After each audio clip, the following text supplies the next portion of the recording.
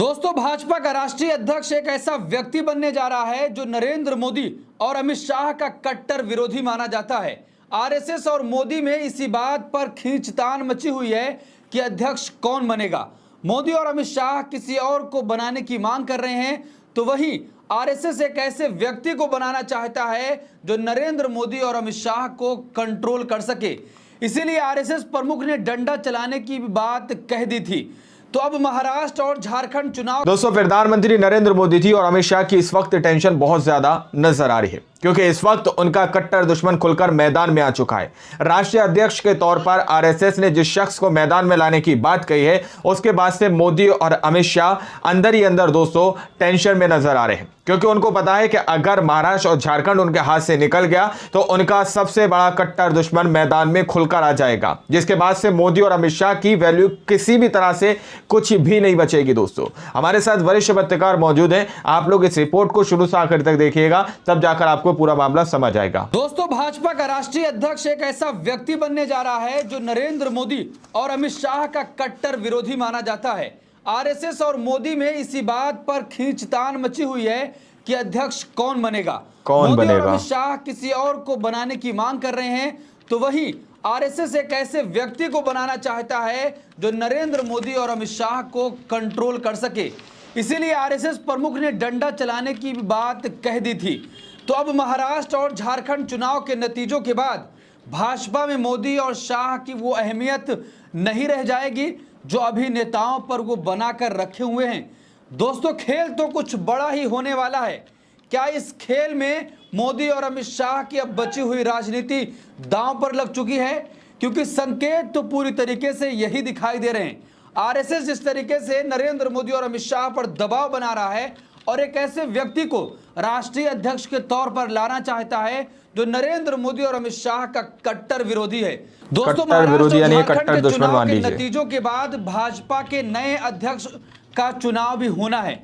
महाराष्ट्र और झारखंड का चुनाव मोदी और अमित शाह के गुजरात लॉबी के लिए कितना अहम है, इस बात का अंदाजा लगाया जा सकता है कि अगर नरेंद्र मोदी और अमित शाह इन दोनों राज्यों में चुनाव हारते हैं तो आरएसएस मोदी के घोर विरोधियों को बीजेपी का नया अध्यक्ष बना सकती है।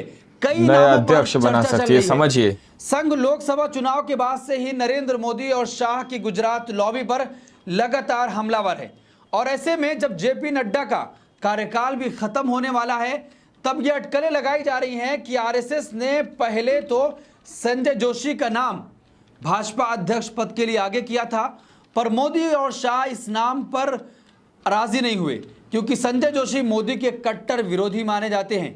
अगर उनको बना दिया जाएगा तो नरेंद्र मोदी और अमित शाह की पार्टी में हैसियत ही खत्म हो जाएगी, और उनकी बीजेपी अध्यक्ष बनने का मतलब है कि बीजेपी के अंदर जो गुजरात लॉबी है उसका पूरी तरीके से सफाया हो जाएगा। दूसरा नाम आरएसएस ने भाजपा अध्यक्ष के तौर पर वसुंधरा राजे का किया था। वसुंधरा राजे भी गुजरात लॉबी को पसंद नहीं करती हैं, और यही वजह है कि जब राजस्थान में भाजपा की सरकार बनी थी तब मोदी और शाह ने वसुंधरा राजे को मुख्यमंत्री पद से हटा दिया था। आपको वाला वीडियो याद होगा कि जब राजस्थान चुनाव के बाद राज्य के मुख्यमंत्री की घोषणा होनी थी और इसमें वसुंधरा राजे का मुख्यमंत्री बनना तय माना जा रहा था, पर मंच पर ही वसुंधरा राजे को राजनाथ सिंह एक चिट्ठी देते हैं जिसमें लिखा हुआ कुछ और होता है। उसके बाद जब वसुंधरा राजे उस चिट्ठी को खोलती हैं तो उनका चेहरा पूरी तरीके से उतरा हुआ दिखाई देता है। वसुंधरा राजे को गुजरात लॉबी ने चुनाव के बाद ठिकाने लगा दिया था। अब आरएसएस चाहता है या तो वसुंधरा राजे को बनाया जाए या फिर जोशी को लाया जाए, लेकिन मोदी और अमित शाह बिल्कुल भी मानने को तैयार नहीं हो रहे। अब माने भी क्यों? क्योंकि उनके आने के बाद पूरी तरीके से जो गुजरात लॉबी भाजपा में हावी हो चुकी है वो खत्म हो जाएगी। तो दोस्तों, क्या गुजरात लॉबी और आरएसएस में पूरी तरीके से तनातनी हो चुकी है? आरएसएस नहीं चाहता है कि जो नरेंद्र मोदी और अमित शाह चाहते हैं वो अब इस देश में हो, क्योंकि लोकसभा चुनाव के वक्त ही भाजपा के राष्ट्रीय अध्यक्ष ने कहा था कि अब मुझे या भाजपा को आरएसएस की जरूरत नहीं है, हम अकेले ही चुनाव लड़ लेंगे। लेकिन नतीजे जिस तरीके से आए, आपने देखा होगा कि भाजपा की करारी हार हुई थी। गठबंधन की सरकार बनी की लोकसभा के अंदर बुरी तरह से हार हुई थी, और गुजरात लॉबी के बीच लगातार ऐसी खटपट की खबरें आती रहती हैं। अभी हाल ही में आरएसएस प्रमुख मोहन भागवत ने साफ तौर पर कहा कि डंडा चलाना चाहिए, अपनों पर डंडा चलाकर उनको ठीक करने की जरूरत है। अब वो किस पर डंडा चलाने की बात कर रहे हैं दोस्तों? चूंकि महाराष्ट्र और झारखंड के चुनाव के बाद दिसंबर में भाजपा के राष्ट्रीय अध्यक्ष का चुनाव होना है और अगर नतीजे भाजपा के विपरीत आते हैं तो फिर आप समझ लीजिए कि राष्ट्रीय अध्यक्ष के तौर पर वही व्यक्ति सामने आएगा जिसको आरएसएस चाहता है, क्योंकि भाजपा में अमित शाह और नरेंद्र मोदी की उस वक्त हैसियत बिल्कुल खत्म हो चुकी होगी, क्योंकि आरएसएस नहीं चाहता है कि एक ऐसा व्यक्ति बनाया जाए जिसको कंट्रोल नरेंद्र मोदी और अमित शाह करें। देखिए खबर आपके स्क्रीन पर है। बीजेपी में नड्डा की जगह कौन लेगा? संभावितों में बीएल संतोष का नाम भी शामिल हो चुका है। खबर है कि का भी नाम आ चुका है। नए राष्ट्रीय अध्यक्ष के लिए भारतीय जनता पार्टी और आरएसएस के बीच सहमति बन जाएगी। मौजूदा बीजेपी अध्यक्ष जेपी नड्डा एक्सटेंशन पर चल रहे हैं, क्योंकि 2024 के चुनाव के नतीजों के बाद भाजपा के राष्ट्रीय अध्यक्ष का चुनाव होना था। लोकसभा चुनाव के दौरान जेपी नड्डा ने कहा था कि बीजेपी इतनी सक्षम हो चुकी है कि उसे संघ की मदद की बहुत जरूरत नहीं बची है, लेकिन उनका यह बयान बीजेपी को बहुत भारी पड़ा था और बीजेपी लोकसभा चुनाव में अपने बूते बहुमत भी हासिल नहीं कर पाई।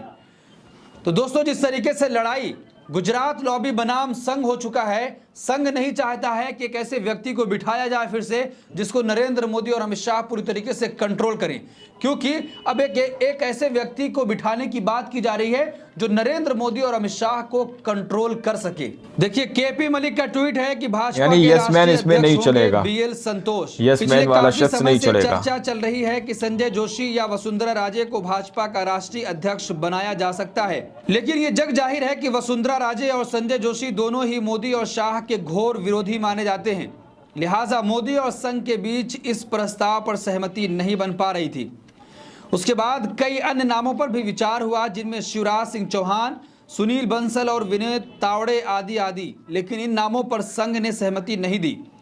तो अब ऐसे नाम को आगे लाया जा रहा है जिस पर मोदी और शाह और संघ की सहमति बनती हुई दिखाई दे रही है, और वो नाम है बीएल संतोष का, क्योंकि बीएल संतोष संघ से ही आए हैं और मोदी के साथ उनकी केमिस्ट्री भी फिट बैठती है, इसलिए बीएल संतोष के नाम पर सहमति की खबर है। हालांकि इस फैसले की घोषणा को काफी हद तक महाराष्ट्र और झारखंड चुनाव परिणाम तय करेंगे, क्योंकि लोकसभा चुनाव के परिणाम ने मोदी शाह को मायूस तो किया, लेकिन हरियाणा की जीत ने मायूसी में संजीवनी देने का काम किया है। लेकिन अब अगर दोनों राज्यों में एक में भी जीत हाथ लग गई तो मोदी शाह के हौसले बुलंद होते हुए दिखाई देंगे, जिसका असर राष्ट्रीय अध्यक्ष पद के फैसले और यूपी में लखनऊ की गद्दी पर भी दिखाई देगा, क्योंकि वहां बटोगे कटोगे नामक ब्रह्मास्त्र ने दिल्ली को असहज कर रखा है।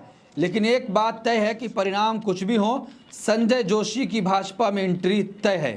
तो दोस्तों फिर आप क्या कहते हैं? संजय जोशी दोस्तों जिस तरीके से बवाल थमने का नाम नहीं ले रहा है, आरएसएस चाहता है कि संजय जोशी को बनाया जाए, लेकिन एक और नाम सामने आ गया। तो क्या अब चुनाव के नतीजों के बाद पूरी तरीके से जिस तरीके से खबर आई, उत्तर प्रदेश के पूर्व उप मुख्यमंत्री अखिलेश यादव ने साफ तौर पर कहा कि महाराष्ट्र चुनाव के नतीजों के बाद योगी आदित्यनाथ को कुर्सी से हटा दिया जाएगा। क्या यहां पर राष्ट्रीय अध्यक्ष बदलेगा और वहां पर तुरंत योगी की कुर्सी खतरे में पड़ जाएगी? ऐसी तमाम खबरें चल रही हैं, लेकिन जिस तरीके से आरएसएस और मोदी बनाम हो चुका है, मोदी चाहते कुछ और है, लेकिन आरएसएस कुछ और चाहता है। आरएसएस किसी और नाम पर सहमति जता रहा है, वहीं नरेंद्र मोदी और अमित शाह किसी और को बनाना चाहते हैं जिसको पूरी तरीके से कंट्रोल कर सके, लेकिन आरएसएस ऐसी खुली छूट नहीं देने वाला है। तो क्या दोस्तों अब गुजरात लॉबी बनाम संघ हो चुका है? संघ पूरी तरीके से अब नरेंद्र मोदी और अमित शाह की राजनीति को खत्म करना चाहता है। जिस तरीके से पूरी तरीके से आजादी दी गई थी, अब वो आजादी छीनने जा रही है। आपकी क्या राय? कमेंट बॉक्स अपनी राय जरूर दें, और ऐसी तमाम खबरों के लिए देखते रहिए देश नीति। धन्यवाद। आप लोगों ने दोस्तों इस वीडियो को शुरू से आखिर तक देखा। स्टार्टिंग में मैंने आप लोगों से कहा कि बीजेपी का कट्टर दुश्मन नहीं, बल्कि अमित शाह और मोदी जी का कट्टर दुश्मन खुलकर मैदान में संजय जोशी, जिनको कट्टर विरोधी अमित शाह और मोदी जी का कहा जाता है, यानी कि वो कहीं ना कहीं गुजरात लॉबी से खुश नहीं रहते।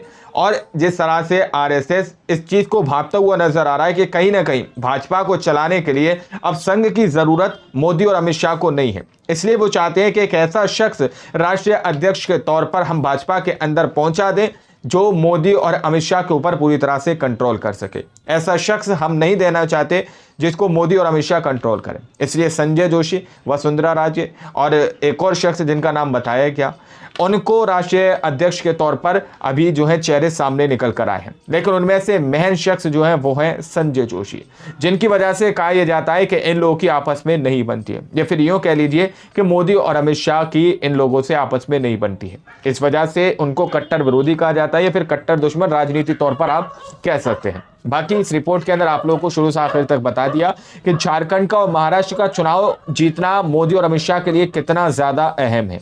अगर इन्होंने ये चुनाव नहीं जीता तो फिर इनके लिए ही राष्ट्रीय अध्यक्ष ऐसा विरोधी शख्स जो है भाजपा के अंदर एंटर कर दिया जाएगा, जिसके बाद से भाजपा के अंदर मोदी और अमित शाह की ज्यादा वैल्यू नहीं रहेगी जो इस वक्त है। बाकी आप लोग इस रिपोर्ट के बारे में क्या सोचते हैं, क्या समझते हैं, अपनी राय कमेंट सेक्शन में जरूर दीजिएगा। मिलते अगली वीडियो में, जब तक के लिए जय हिंद, जय भारत।